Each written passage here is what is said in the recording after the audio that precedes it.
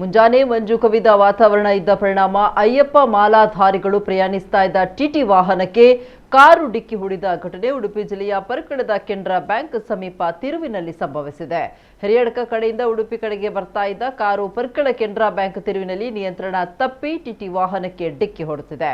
TT ವಾಹನದಲ್ಲಿ ತೆಲಂಗಾಣ ಮೂಲದ ಅಯ್ಯಪ್ಪ ಮಾಲಾಧಾರಿಗಳು ಪ್ರಯಾಣಿಸ್ತಾ ಇದ್ರು. ಅವರು ಉಡುಪಿಯಿಂದ ಧರ್ಮಸ್ಥಳದ ಕಡೆಗೆ ಸಂಚರಿಸ್ತಾ ಇದ್ರು ಎನ್ನಲಾಗಿದೆ. ಪರ್ಕಳ ಪರಿಸರದಲ್ಲಿ ಬೆಳಗಿನ ಜಾವ ಮಂಜು ಕವಿದ ವಾತಾವರಣವಿದ್ದು ತಿರುವು ಗೋಚರಿಸದ ಕಾರಣ ಕಾರು ಬಲಬದಿಗೆ ಸಾಗಿ ಎದುರಿನಿಂದ ಬರ್ತಾ ಇದ್ದ ವ್ಯಾನ್ಗೆ ಡಿಕ್ಕಿ ಹೊಡೆದಿದೆ. ಕಾರು ಸಂಪೂರ್ಣವಾಗಿ ಜಖಂಗೊಂಡಿದೆ. ಕಾರು ಚಾಲಕ ಗಾಯಗೊಂಡಿದ್ದು ಮಣಿಪಾಲದ ಆಸ್ಪತ್ರೆಗೆ ದಾಖಲಿಸಲಾಗಿದೆ.